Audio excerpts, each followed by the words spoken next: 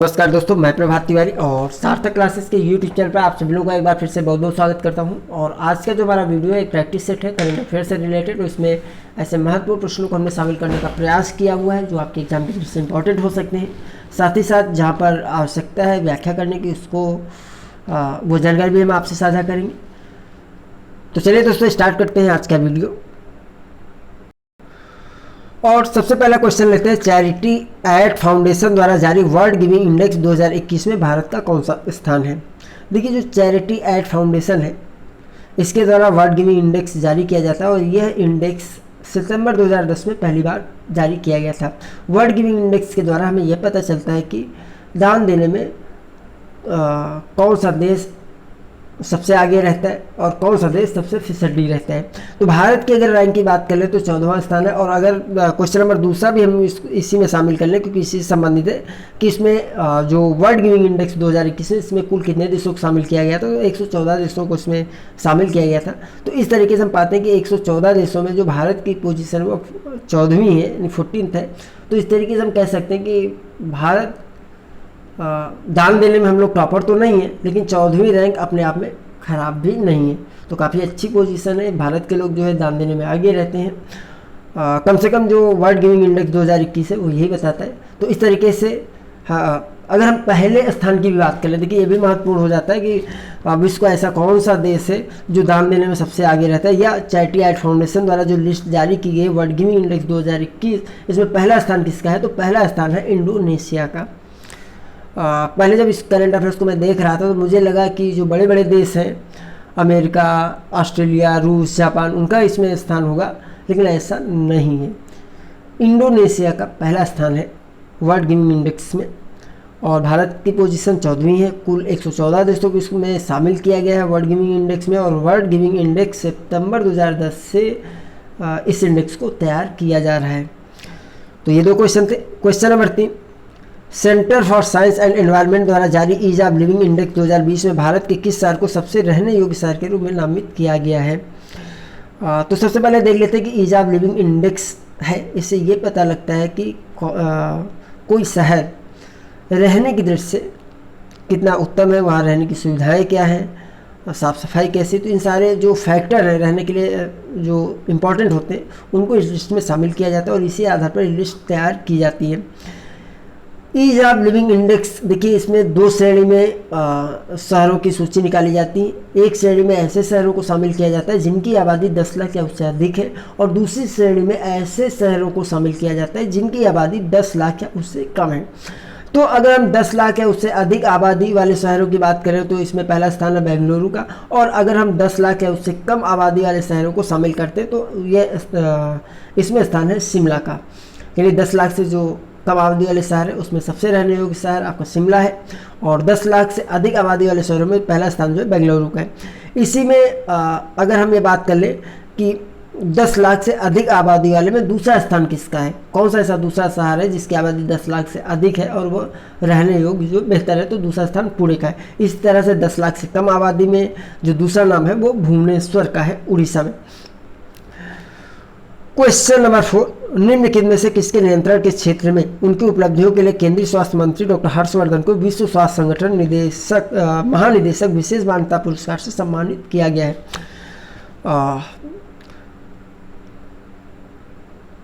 तो इसमें जो डॉक्टर हर्षवर्धन सिंह हैं इनको तंबाकू के नियंत्रण के लिए विश्व स्वास्थ्य संगठन महानिदेशक विशेष मान्यता पुरस्कार से सम्मानित किया गया है। आपको याद होगा कि 2019 में एक राष्ट्रीय कानून आया था जो कि संबंधित था ई सिगरेट और गर्म तंबाकू के उपयोग को रोकने से। और इस बिल को तैयार करने में, इस कानून को तैयार करने में डॉक्टर हर्षवर्धन का विशेष योगदान था और इसीलिए विश्व स्वास्थ्य संगठन महानिदेशक विशेष मान्यता पुरस्कार से इनको सम्मानित किया गया है।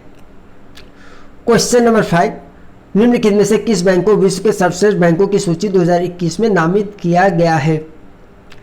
तो सबसे पहले ये जान लेते हैं कि सर्वश्रेष्ठ बैंकों की सूची जारी कौन करता है। तो यह सूची फोर्स द्वारा जारी की जाती है और लगातार दूसरी बार ऐसा है जब डीबीएस बैंक को पूरा नाम डीबीएस बैंक इंडिया है इसका शायद, तो डीबीएस को ऐसा दूसरी बार है जब पहला स्थान इसमें प्राप्त हुआ है। दूसरे स्थान पर कौन सी बैंक है, तो सीएसबी बैंक है, और तीसरे पर आईसीआईसीआई बैंक है इस लिस्ट में। अब बात आती है कि देखिए एसबीआई काफ़ी चर्चित बैंक है। जब भी बैंकों की बात आती है तो सबसे पहले हमारे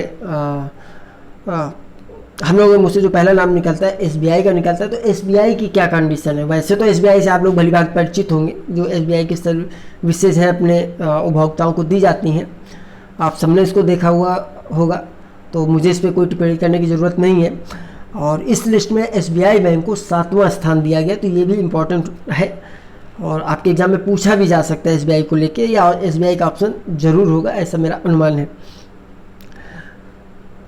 क्वेश्चन नंबर 6, बाल श्रम के खिलाफ विश्व दिवस प्रत्येक वर्ष किस तिथि को मनाया जाता है। तो देखिए 4 डेट है यहाँ पे, 15 जुलाई, 14 जून, 23 अप्रैल या 12 जून को। तो बाल श्रम के खिलाफ विश्व दिवस जो मनाया जाता है वो मनाया जाता है 12 जून को। क्वेश्चन नंबर 7 पर चलते हैं। हाल ही में किस देश की सरकार ने बॉलीवुड अभिनेता संजय दत्त को गोल्डन वीजा से सम्मानित किया। तो अभी हाल ही में जो बॉलीवुड अभिनेता है संजय दत्त, इनको गोल्डन वीजा सम्मानित किया है संयुक्त अरब अमीरात ने। तो सही ऑप्शन यहाँ पर हो जाएगा का पहला वाला ऑप्शन। पहली एशिया प्रशांत सार्वजनिक क्षेत्र साइबर सुरक्षा कार्यकारी परिषद शुरू की गई है, किसके द्वारा शुरू की गई है, तो ये माइक्रोसॉफ्ट के द्वारा शुरू की गई है। और क्वेश्चन नंबर 9, असम का 6वां राष्ट्रीय उद्यान कौन सा है। देखिए असम में 6 नहीं अब 7 राष्ट्रीय उद्यान हो गए, और अभी हाल ही में ऐसा शायद पहली बार हुआ होगा कि जब किसी राज्य में एक सप्ताह के भीतर 2 राष्ट्रीय उद्यान बने हैं। ठीक है, तो यहाँ पर 6ठा जो राष्ट्रीय उद्यान है असम में उसकी बात हो रही है। तो जो 6ठा राष्ट्रीय उद्यान है असम का वो है रायमोना राष्ट्रीय उद्यान, और इसको विश्व पर्यावरण दिवस 5 जून को जो है राष्ट्रीय उद्यान घोषित किया गया है। और इसी के एक सप्ताह के अंदर जो 7वां राष्ट्रीय उद्यान बना है असम का वो है देहिंग पटकाई। देहिंग पटकाई जो 7वां उद्यान है असम का, 2004 में इसको जो है वन्यजीव अभयारण्य का दर्जा मिला हुआ था। इस तरह से अब आज की डेट में अगर हम बात करें तो असम में कुल 7 राष्ट्रीय उद्यान हैं। अच्छा, अब एक प्रश्न और बनता है कि भारत के किस राज्य में सर्वाधिक राष्ट्रीय उद्यान हैं। तो इस लिस्ट में देखिए 2 नाम आते हैं, पहला मध्य प्रदेश और दूसरा अंडमान निकोबार द्वीप समूह, और दोनों ही इन राज्यों में कुल 9 राष्ट्रीय उद्यान हैं। तो इस तरीके से असम जो है 6वां राष्ट्रीय उद्यान इसका रायमोना राष्ट्रीय उद्यान है, जबकि 7वां राष्ट्रीय उद्यान जो है देहिंग पटकाई राष्ट्रीय उद्यान है। काफ़ी इंपॉर्टेंट क्वेश्चन है। बिटकॉइन को लीगल टेंडर का दर्जा देने वाला दुनिया का पहला देश कौन सा बन गया है। देखिए सबसे पहले तो ये जान लेते हैं बिटकॉइन को अगर लीगल टेंडर का दर्जा दिया जाता है तो इसके क्या फ़ायदे होते हैं। देखिए जब भी जो हम लोग करेंसी होती है, जो नोट्स वगैरह होते हैं, करेंसी होती है, ठीक है, वो एक तरीके से लीगल टेंडर ही होते हैं। जैसे भारत रुपए की बात करें तो लीगल टेंडर है, और लीगल टेंडर वो होते हैं जिनको कानूनी करेंसी के तौर पर उपयोग में लाया जा सकता है। यानी इस तरीके से सबसे पहले देख लेते हैं कि पहला देश कौन सा बना है। तो अल साल्वाडोर ऑप्शन का इसमें राइट आंसर होगा। अल साल्वाडोर जो है विश्व का पहला ऐसा देश बन गया है जिसने बिटकॉइन को लीगल टेंडर का दर्जा प्रदान किया है। तो इस प्रकार से अब अल साल्वाडोर में बिटकॉइन को कानूनी करेंसी के तौर पर उपयोग में लाया जा सकता है या लाया जाएगा। क्वेश्चन नंबर 11, 2021 का ईरानी राष्ट्रपति चुनाव किसने जीता। तो 2021 का जो ईरानी राष्ट्रपति चुनाव है वो जीता है इब्राहिम रईसी ने, और इससे पहले जो ईरान के राष्ट्रपति थे वो थे हसन रूहानी। और आगे बढ़ते हैं क्वेश्चन नंबर 12, किसने व्यवसाय सरकारी एजेंसियों और व्यक्तियों के लिए सुरक्षित संचार की पेशकश करने के लिए instant messaging app Wickr WICKR का अधिग्रहण किया है। यानी विकर को किसने खरीद लिया है।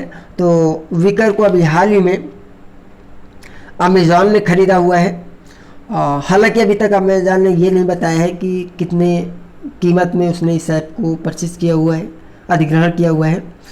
और विकर एक इनक्रिप्टेड इंस्टेंट मैसेजिंग ऐप है, और इसकी शुरुआत जो है कब हुई थी तो 2012 में हुई थी, और अब 2021 में विकर अमेज़ॉन का ऐप हो गया है, मैसेजिंग ऐप हो गया है। जम्मू कश्मीर का पहला real time air monitoring station कहाँ स्थापित किया गया है? तो ये स्थापित किया गया है श्रीनगर में। ऑप्शन बी राइट आंसर हो जाएगा। नेल्सन मंडेला अंतर्राष्ट्रीय दिवस 2021 की थीम क्या है? तो नेल्सन मंडेला अंतर्राष्ट्रीय दिवस 2021 की थीम है one hand can feed other, अर्थात एक हाथ जो है दूसरे को खाना खिला सकता है। नेल्सन मंडेला के विषय में एक आपको और बता दें कि इनसे संबंधित जो है एक पुरस्कार भी 2014 में प्रारंभ किया गया था, नेल्सन मंडेला पुरस्कार, और यह पुरस्कार हर 6 साल में दिया जाता है।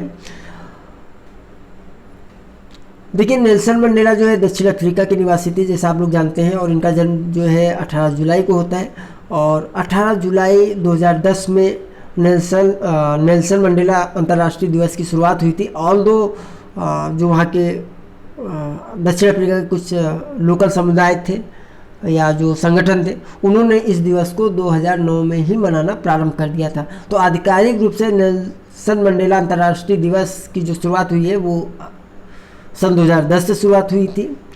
और नेल्सन मंडेला अंतर्राष्ट्रीय दिवस किस तिथि को मनाया जाता है? तो 18 जुलाई को मनाया जाता है, क्योंकि 18 जुलाई को ही जो है नेल्सन मंडेला जी का जो है जन्मदिन होता है। तो ये कुछ क्वेश्चन थे, कुछ जानकारी थी इस प्रश्न से संबंधित। क्वेश्चन नंबर 15, जुलाई 2021 में आयोजित 7वीं ब्रिक्स श्रम और रोजगार मंत्रियों की बैठक की अध्यक्षता किस देश ने की? तो ये अध्यक्षता की थी भारत ने। और क्वेश्चन नंबर 16, भारत ने हाल ही में किन देशों के साथ एक वर्चुअल समुद्री अभ्यास आयोजित किया? तो भारत ने अभी हाल ही में श्रीलंका और मालदीव के साथ जो एक वर्चुअल समुद्री अभ्यास आयोजित किया है। तो आज की वीडियो में दोस्तों हम इन 16 क्वेश्चन को हमने शामिल किया हुआ है। अगले वीडियो में हम कुछ और क्वेश्चन के साथ आपके पास आएंगे। तो आज की वीडियो में इतना ही। हम आपसे फिर मिलते हैं अगले वीडियो में कुछ नई जानकारी के साथ। तब तक के लिए नमस्कार।